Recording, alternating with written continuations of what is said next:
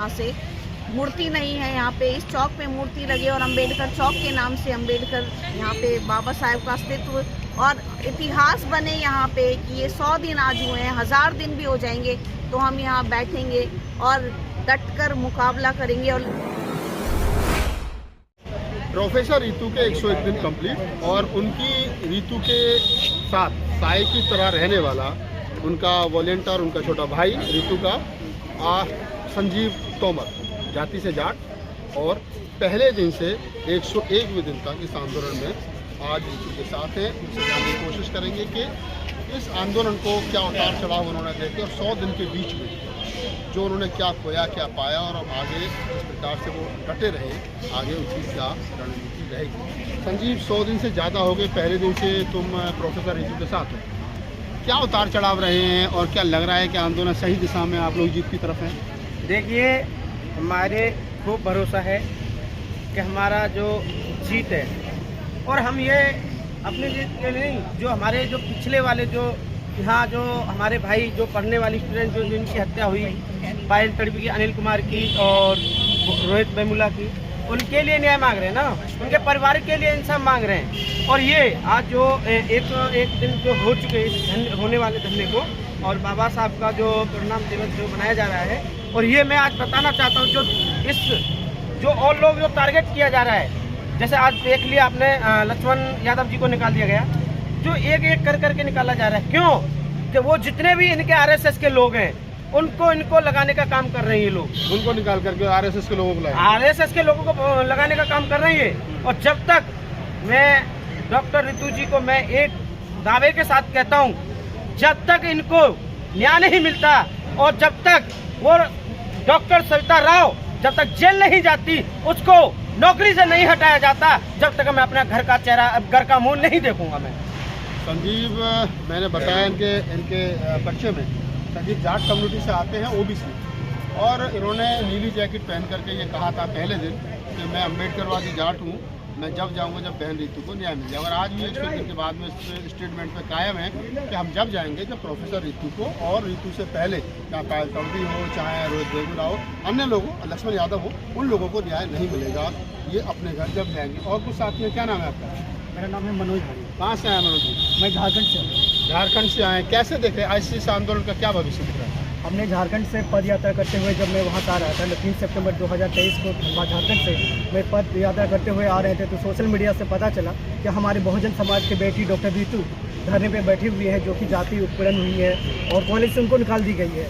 तो ये सुनने के बाद बहुत तकलीफ हुई कि हमारे डॉक्टर रितु को कॉलेज से निकाल दी गई, और रिसेंट में हमारे लक्ष्मण यादव जी को भी कॉलेज से निकाल दी गया है। तो मैं इस वीडियो के माध्यम से मैं उस संघी को डायरेक्टली मैं उनको कहना चाहूँगा कि संसद विधानसभा में बीजेपी से बहुमत हो सकती है, लेकिन देश में बहुमत बहुजन समाज है। अगर इस प्रकार का प्रतिरोध अगर ज़्यादा से ज़्यादा संख्या में करोगे तो पूरे बहुजन समाज देश की राजधानी जंतर मंतर पर, दिल्ली पे हमारे पूरे बहुजन समाज रोडों में उतरेंगे। क्योंकि जिस प्रकार हमारे आए दिन हमारे बहन बेटी हमारे देश के, हमारे बहुजन समाज के प्रति इन लोगों ने, आरएसएस के संघी के लोगों ने शोषण कर रही है, इसे हम लोग बर्दाश्त नहीं करेंगे। आज इसे हम लोग बर्दाश्त नहीं करेंगे। कुल मिला के बात वही है, बात किसी से भी कर लो, और एक बात तो स्पष्ट है कि लोग झुकने के और रुकने के मूड में नहीं है। एक और नेहा है, नेहा भारती, प्रोफेसर रितु के साथ पहले दिन से। मैं इन लोगों से बात इसलिए कर रहा हूँ कि ये वो लोग हैं जो रितु के साथ पहले दिन से हैं और इनको ज़्यादा बेहतर पता है रात कैसे कटती है, कहाँ से आता है। लोग आरोप लगाते हैं कि बहुत चंदा आ रहा है, तो नेहा आरोप लगाया जाता है कि रितु को पैसा बहुत मिल रहा है इस आंदोलन में, रितु नेता बन गई इस आंदोलन। देखिए, प्रोफेसर है ना, हमारे प्रोफेसर, अब वो नेता बनी है, तो नेता तो हमारे समाज को तो ज़रूरत है। अगर वो नेता भी बन रही हैं तो इसमें क्या हमारी बुराई है, क्या कमी है इस चीज़ में? मतलब नेता हमें तो चाहिए कि हमें काशीराम जी, मायावती जी, चंद्रशेखर आज़ाद जी और हमारे जो डीयू में आज जो लीडर्स पैदा कर रहे हैं, तो उनको भी तो लीड करने के लिए, इस आंदोलन के लिए नेता चाहिए ना। अगर वो लीडर बन रही है, हम तो चाहते हैं कि वो संसद तक जाएं, ऐसे लोग संसद तक जाएं, ऐसी महिलाएं संसद तक जाएं, ताकि वो हमारे समाज की, हमारी महिलाओं के हक अधिकार के, स्टूडेंट्स के, शिक्षा के क्षेत्र में आगे बहुत अच्छे काम कर सके, जो अभी तक नहीं हो पाए हैं। जैसे कि इनकी मांग है कि जो बाबा साहेब का इतिहास उजाड़ा गया है यहाँ से, मूर्ति नहीं है यहाँ पे। इस चौक पे मूर्ति लगे और अंबेडकर चौक के नाम से अंबेडकर यहाँ पे बाबा साहेब का अस्तित्व और इतिहास बने यहाँ पे कि ये 100 दिन आज हुए हैं, 1000 दिन भी हो जाएंगे तो हम यहाँ बैठेंगे और डटकर मुकाबला करेंगे और लड़ेंगे और जीतेंगे। देखिए उन्होंने कहा है नौकरी नहीं, न्याय चाहिए। नौकरी हमारे समाज के पास बहुत है और नौकरी लेकर आज वो सब इस समय भी घर में बीवी और टीवी के साथ मस्त हैं। लेकिन उन्होंने क्या लिखा है कि नौकरी नहीं, न्याय चाहिए। क्योंकि आज नौकरी तो है लेकिन न्याय कहीं भी नहीं है। एडवोकेट्स भी हैं, न्यायालय भी हैं, सुप्रीम कोर्ट्स भी हैं यहाँ पे, लेकिन न्याय नहीं है। और न्याय नहीं है और तो बहुजनों के साथ तो बिल्कुल भी नहीं है। हमारे साथ और एक मेहमान है, जांगड़ साहब हैं। मैं अक्सर जब भी देखता हूँ तो ऋतु के आंदोलन में हमेशा यहाँ अपनी भूमिका उपस्थित दर्ज कराते हैं। जांगड़ साहब 101 बाबा साहब का पन्ना आंदोलन किधर जा रहा है, एक विकेट और गिर गया लक्ष्मण यादव।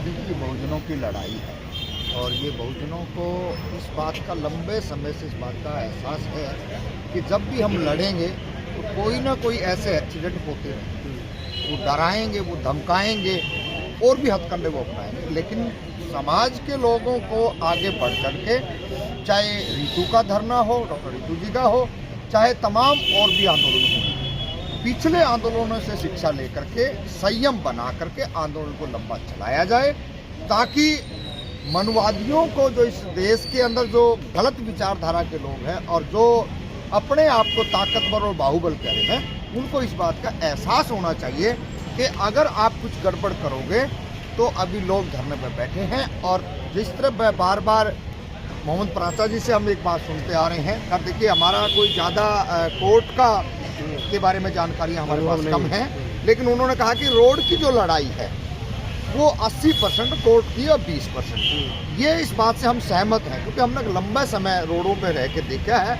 और रोड की लड़ाई से अच्छे अच्छे फन्ने का जो जुटते हैं और वही है। आज 101 दिन हुआ है और ये लड़ाई मेरे को लग रहा है शायद इतनी और बढ़ेगी, शायद इतनी और बढ़ेगी। यानी 100 दिन तक की, अगले 100 दिन तक की और तैयारी है। हमारे साथ लास्ट में एक और सज्जन है, क्या नाम है आपका? संजय सिंह कनौजिया। संजय सिंह कनौजिया साहब, एक सवाल खड़ा होता है कि अगले 100 दिन की तैयारी और है, कैसे देखते हो? अभी ठंड पड़ने वाली है तो संसाधन चाहिए, कंबल चाहिए, टेंट चाहिए, खुले में तो आंदोलन नहीं होगा ना। देखिए ऐसी लड़ाइयाँ हमारे महापुरुषों ने बहुत मजबूती से लड़ी, चाहे वो काशीराम साहब हो, चाहे वो सावित्री जी हो, चाहे फूले जी हो, चाहे पेरियार जी हो, उन्होंने बहुत मजबूती से लड़ाई लड़ी। ठंड कितनी पड़े इसका जीता जागता उदाहरण भी हमारे पास 13 महीने का सर्टिफिकेट, ठीक है, जिसमें बहन भी बैठी थी, हम भी बैठे हुए थे, ठीक है। वहाँ भी ठंड पड़ी, वहाँ भी ये समय रहा और इससे भी अगर गंभीर हालात होंगे तो हम बहन के साथ कंधा से कंधा मिला के खड़े रहेंगे, कंधे से कंधा मिला के खड़े रहेंगे। एक बात वीर सिंह जी निकल करके, तमाम लोगों से बातचीत करके निकल करके एक बात तो तय है कि लोग रुकने के और झुकने के मूड में नहीं है। आपके पास बहुत अनुभव है, आप शासन प्रशासन में भी रहे हैं। अब यहाँ से आगे आंदोलन चलेगा, आपको लगता है कि जितना आंदोलन लंबा खींचेगा उतना दबाव बनेगा? बिल्कुल सही बनेगा। जय भीम, जय मंडल, जय संविधान। आज बाबा साहब का महापरिनिर्वाण दिवस 67वां, उनके चरणों में कोटि कोटि सुमन। और आज के ही दिन एक बहुत बड़ी दुखद घटना हुई थी देश के अंदर। 6 दिसंबर 1992 को बाबरी मस्जिद को गिराया जाना, ये डेट RSS के हेडक्वार्टर से, इस विचारधारा को ध्वस्त करना, इस दिन को कलंकित करना, ये RSS का प्लान था। बाबरी मस्जिद तुमने गिराने से तुम्हें एक दिन आगे पीछे भी कर लेते, तुमने 6 दिसंबर ही मिला। ये है संघ मनुवाद। तो आप वीर सिंह जी थे, उन्होंने 6 दिसंबर को जिस प्रकार और एक लड़ाई सर जी EVM के खिलाफ लड़नी पड़ेगी। बहुजन समाज ने इकट्ठा होकर 24 का चुनाव लड़ना पड़ेगा और EVM के खिलाफ भी बड़ी मुहिम छेड़नी पड़ेगी। ये 4-5 स्टेटों का रिजल्ट आपके सामने है। ये EVM का खेल है। पहले सारे बड़े बड़े बुद्धिजीवी, बड़े बड़े पत्रकार, बड़े बड़े एनालिसिस्ट जितने थे, चाहे योगेंद्र यादव जैसे, वो इनको बिल्कुल साफ दिखा रहे थे कि कोई जीत नहीं की संघ की। लेकिन ये 2 आदमी जापान में या ऑस्ट्रेलिया में कोर्ट में गए थे, वहाँ से EVM बंद होगी। यहाँ किसी को सुनने को तैयार नहीं है। सारी समस्त पार्टियों ने EVM का विरोध करना पड़ेगा अगर लोकतंत्र बचाना है। लोकतंत्र बचाना तो वीर सिंह जी ने खैर इसमें EVM को शामिल कर दिया। हमने इंटरव्यू जो है वो ऋतु के प्रोटेस्ट बाबा साहब के परिनिर्वाण दिवस से शुरू किया था। और मैं चाहता हूँ कि इसको वहीं पर कंक्लूड किया जाए। और लास्ट में मैं यही कहूँगा कि रितु को धन्यवाद, और रितु के साथी जो लोग हैं जो पहले दिन से और अभी तक उनके साथ डटे हैं इस मोर्चे पर, उनके लिए धन्यवाद। देखिए, जो बात अभी महमूद प्राचा को कोट करके यहाँ पर कही गई कि कोर्ट की लड़ाई 20% है और रोड की लड़ाई 80% है, ये बात हमने पिछले दिनों में देखी है। चाहे 13 पॉइंट रोस्टर का मामला हो, रोड पर आंदोलन हुआ तो सरकार झुकी, कोर्ट ने निर्णय दिया। 2 अप्रैल का मामला हो तो 2 अप्रैल के मामले में सरकार रोड पर आंदोलन हुआ, 13 बच्चे शहीद हुए, लेकिन सरकार झुकी, कोर्ट ने डिसीजन दिया। उसके बाद में किसानों का आंदोलन हो तो उसमें 13 महीने आंदोलन चला, 1000 के आसपास किसान मारे गए, लेकिन फिर भी सरकार झुकी, कोर्ट ने डिसीजन दिया। तो कोर्ट पर कहीं ना कहीं बाहरी दबाव बनाने के लिए, जल्दी न्याय के लिए, गलत डिसीजन नहीं बल्कि जल्दी न्याय के लिए रोड का आंदोलन जरूरी है। और ये इस देश के प्रत्येक व्यक्ति का संवैधानिक अधिकार है कि वो अपने न्याय की लड़ाई के लिए रोड पर मांगे। धन्यवाद।